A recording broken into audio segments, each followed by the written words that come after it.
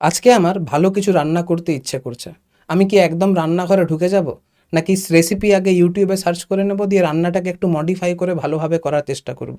Obviously আমি আগে ইউটিউবের সাহায্য নেব। ঠিক সেই রকম আজকে যদি আমার স্পেশাল বন্ধুর জন্মদিন হয়, তাহলে আমি কি একদম হ্যাপি বার্থডে লিখে দেব? নাকি আগে গুগল সার্চ করব, দেখব কি করে ভালোভাবে আমার উইশটাকে আরও স্পেশাল বানানো যায়? অবভিয়াসলি আমি ইন্টারনেটের সাহায্য নেব। তাহলে আজকে আমরা সবাই ইন্টারনেটের সাহায্য প্রত্যেকটা কাজের জন্য নিই। তাহলে নিট জেইর মতো একটা কম্পিটিটিভ এক্সামকে যদি ক্র্যাক করতে হয়, তাহলে আমি কেন অনলাইনের সাহায্য নেব না? যখন আমরা ছোট ছিলাম তখন এই কম্পিটিটিভ এক্সাম ক্র্যাক করতে আমাদের বড় বড় শহরে যেতে হতো, বড় বড় নামি দামি স্যারের কাছে পড়তে হতো, তবেই তারা কম্পিটিটিভ এক্সাম ক্র্যাক করতে পারতো।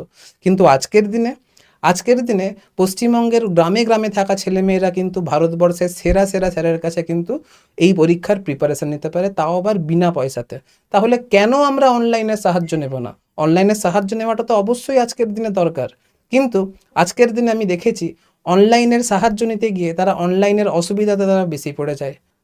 অনেক গার্জেনরা আমাকে হামেশাই বলে যে স্যার, আমার ছেলে সারাদিন বই নিয়ে বসে থাকে, মোবাইলের সামনে সারাদিন পড়ে থাকে, কিন্তু বিশ্বাস করুন মোবাইল থেকে পড়ে কম, ইনস্টাগ্রাম, ফেসবুক, হোয়াটসঅ্যাপ এগুলো বেশি করে, সারাদিন গেম খেলে, পড়াশোনা করেই না।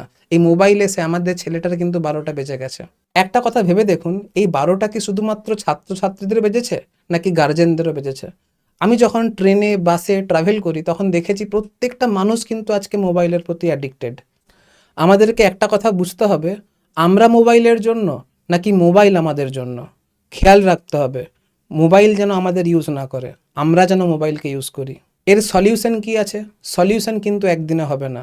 অ্যাটলিস্ট স্টুডেন্ট যখন বাড়িতে পড়বে তখন গার্জেন যদি মোবাইল ইউজ না করে, তখন অ্যাটলিস্ট স্টুডেন্টের মাথায় এইটা ঢুকবে যে না, মা বা বাবা ফোন ইউজ করছে না, অ্যাটলিস্ট আমি এখন অন্তত ভালো করে পড়ে নিই।